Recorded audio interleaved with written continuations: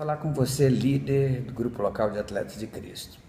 Quando eu assumi a direção executiva de Atletas de Cristo há 30 anos atrás, Deus me deu uma visão e uma estratégia.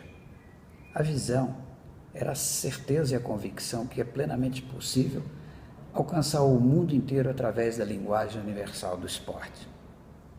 E a estratégia era trabalhar, definir primeiro o público-alvo que nós queríamos alcançar, e eu descobri que no Brasil, naquela época, 100 milhões de pessoas tinham acesso à televisão. Então nós bolamos um programa de treinamento de liderança, onde a gente recrutava, treinava e envisionava os líderes para eles fazerem duas coisas, seguirem dois caminhos. Um era o caminho da semeadura, onde eles iam trabalhar nos grupos locais, formando uma nova geração de atletas cristãos com essa visão de alcançar o mundo. Esses atletas, uma vez motivados e treinados, através da mídia, chegavam nesse universo de 100 milhões de habitantes e davam um recado. E eles foram muito eficientes. E Deus foi muito bom e abençoou eles com grandes resultados, inclusive as vitórias nas Copas do Mundo de 94 e 2002. E eles deram o recado de uma forma maravilhosa. O outro caminho era o caminho da colheita, onde os mesmos líderes de grupo de Atletas de Cristo, através dos seus grupos locais, nas suas cidades, se relacionavam com as igrejas, passando para os membros da igreja a visão de que eles também podiam usar essa linguagem universal do esporte para falar de Cristo com o seu pessoal, o seu mundo de influência. Então daí saiu uma geração também de ceifeiros que vinha colher os frutos das pessoas que tinham sido impactadas com o testemunho dos atletas. Isso funcionou muito bem em pelo menos uns 15 anos, no tempo que a Atlético estava bombando a ponto de ser considerado uma das maiores efeitos, uma das maiores instituições no meio, no quesito religião, na década de 80. Naquela época, Atletas de Cristo foi considerado o maior fenômeno religioso da década de 80. Mas 30 anos se passaram, muita coisa mudou no mundo, na igreja, na vida de Atletas de Cristo, dificultando muito o nosso trabalho. Os tempos hoje não são tão favoráveis como já foram. Mas, em compensação, existem coisas que não mudam há 2000 anos, conforme essa palavra aqui de Jesus Cristo. Indo por todo o mundo, anunciar o Evangelho a toda criatura, fazendo discípulo de todas as nações. Isso está válido para a gente até hoje. No último Congresso de Atletas de Cristo, um dos líderes, um de vocês, me pediu um livro para ele distribuir para 600 atletas federados à confederação do seu estado. E eu perguntei para ele qual o livro. Ele falou, aquele que tem o Jorginho na capa. Aquele que tinha o Jorginho na capa era o livro Atletas de Cristo, as fascinantes histórias dos atletas que estão aprendendo a vencer na vida. Eu falei, aquilo está esgotado há muito tempo. Mas aí me deu um estalo, eu falei, mas se você arrumar um patrocinador aí, a gente pode fazer uma nova reedição dele só para você. E aquilo ficou na minha cabeça e eu levei um exemplar que eu tinha lá em casa para minhas férias de fim de ano e dei uma lida. Eu falei, nossa, isso aqui é muito bom. A gente podia revitalizar isso aqui e republicar esse livro. E foi assim que surgiu a gênese de um novo projeto. Quando nós sentamos aqui com a minha equipe, com o Renato, com o André e com o Grava, a gente começou a pensar, a cranear como ia ser esse livro. A gente pensou que nós tínhamos que atualizar ele para um público que nunca viu esses atletas jogando, né? Quem tem menos de 30 era muito criança naquela época. E assim surgiu esse projeto do livro Força para Vencer. As histórias são as mesmas, o que a gente mudou foi o roteiro e o foco, e a gente agrupou os assuntos em cinco partes do livro. e ele acabou virando uma ferramenta de trabalho super atualizada para o que está acontecendo agora. Esse livro é muito bom para a gente conversar com a nova geração de atletas de Cristo, levando a eles o exemplo dos heróis da fé do passado, aqui Tafarel, o Jorginho, o Silas, o César Sampaio. Fala um pouco do início de Atletas de Cristo, da época dos dinossauros aí, que sou eu, o João Leite, o Baltazar, e como é que foi o pontapé inicial, como foi a gênese de Atletas de Cristo, e também fala dos milagres que nós vimos acontecer, né, nesse livro. Nós acrescentamos 5 atletas que não estavam no livro original, que é o Emerson Fittipaldi, o Ayrton Senna, o Tafarel, a Cissa e o Daniel Dias, que é um herói do presente.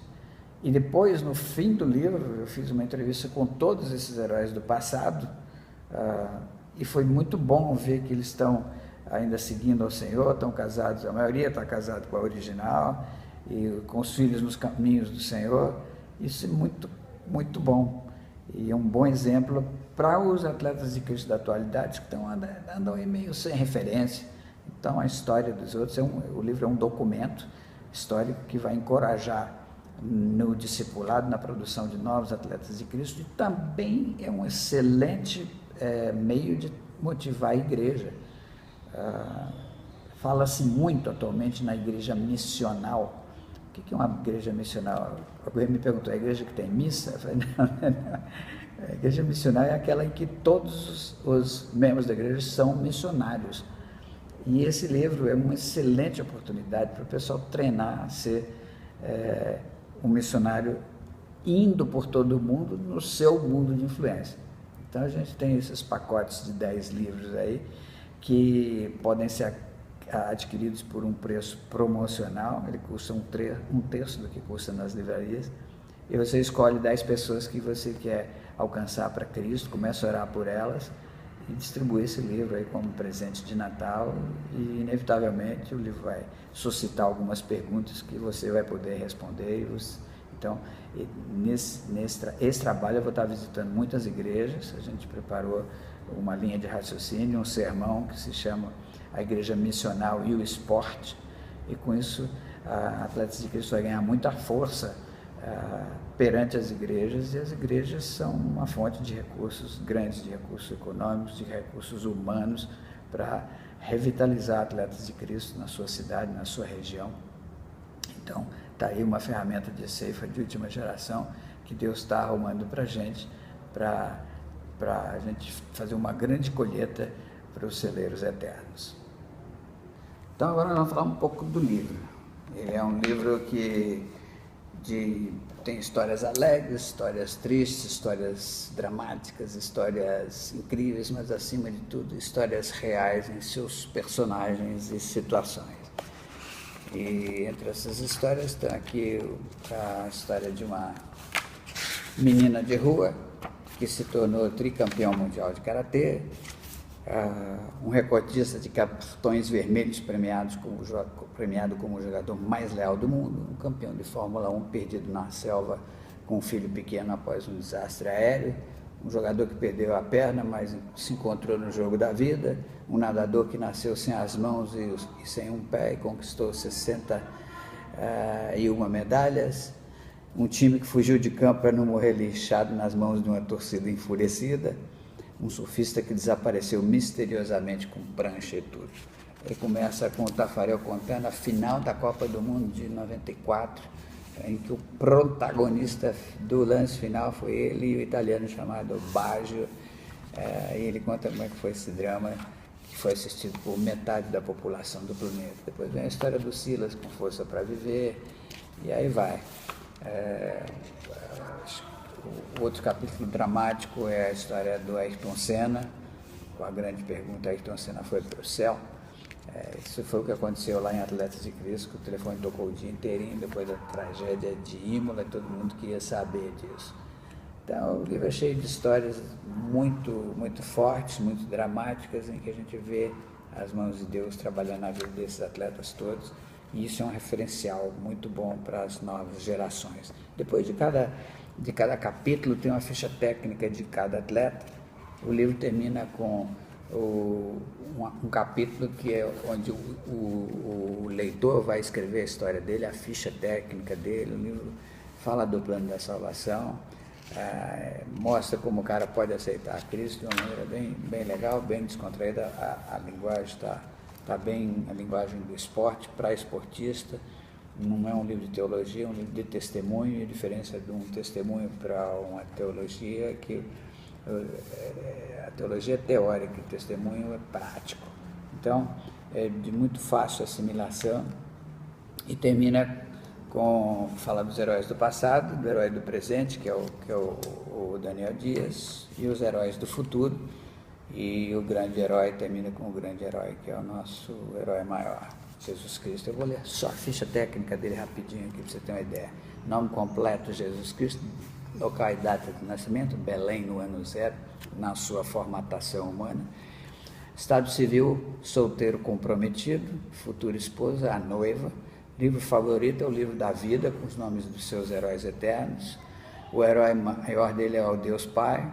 O objetivo de vida é fazer a vontade de Deus. A ambição secreta é que ninguém se perca.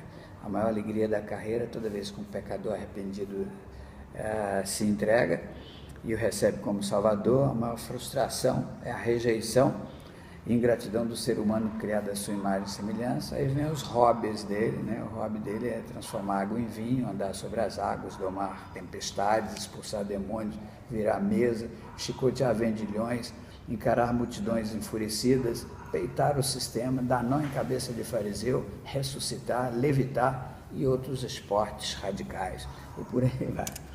E o livro é apresentado, o preço de capa dele nas livrarias seculares é R$ 29,90. Nós estamos vendendo a versão Atleta de Cristo por 20. E tem o pacote promocional, que é para aquele que eu falei, para o pessoal da igreja missional. Vem um pacote bonitinho assim, com todas as explicações aqui. Ele diz o seguinte: esse pacote contém o melhor presente que você pode dar a qualquer pessoa querida ou significativa no seu círculo de influência e relacionamentos, cumprindo a ordem de Jesus aos seus seguidores de todas as gerações, indo por todo o mundo, anunciar o evangelho a toda criatura. Os livros desse pacote são destinados exclusivamente à distribuição gratuita e é vedada a sua comercialização. Isso porque ele custa só R$ 9,90 cada livro, um pacote por R$ 99. E tem uma carta minha explicando aqui o que é a diferença do sermão para o testemunho, como trabalhar e como ganhar alguém para Cristo. Então tá tudo muito legal.